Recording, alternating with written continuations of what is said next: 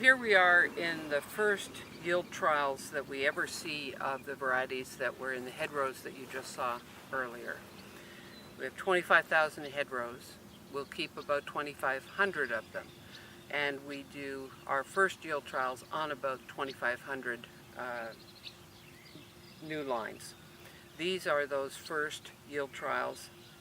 We call them our preliminary yield trial, or preliminary yield nursery. We call them a PYN.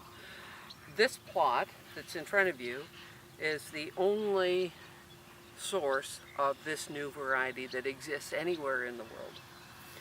And we do these preliminary yield trials because we cannot get from the hedgerows that you've just looked at an estimate of yield because they're spaced apart from one another. And so a farmer doesn't plant them that way. So we have to plant them according to what would be the farm density, which is about 1.5 million seeds per acre.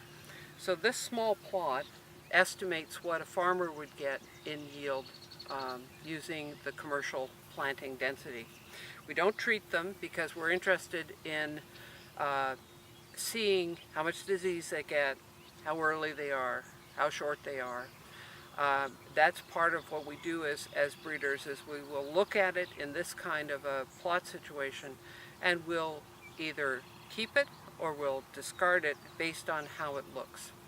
Now this plot that's in front of you is an awned plot. It has the right height. My waist is considered to be the right height for most growers, and I'm fairly tall. It has good disease resistance. As I say, it has awns. And you can see that this variety here is beginning to turn from dark green to a lighter green, and that suggests that it is an earlier variety than one that is dark green still comparatively at this stage. You can see as you look at this variety that it has fairly good Fusarium head blight resistance. It's beginning to turn color and it's still got a fairly good canopy on it in terms of its photosynthetic capacity.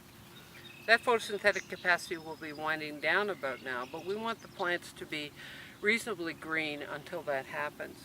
The plot that's adjacent to it is one that has a tremendous amount of Fusarium head blight in it. As you can see by looking at the two of them, it is too tall.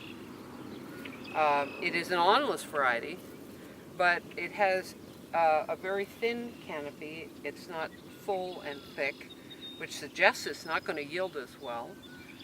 We won't know the actual yield until we actually harvest the plot and assess the yield and its test weight. And it also looks to me to be slightly later in maturity than the one that is adjacent to it.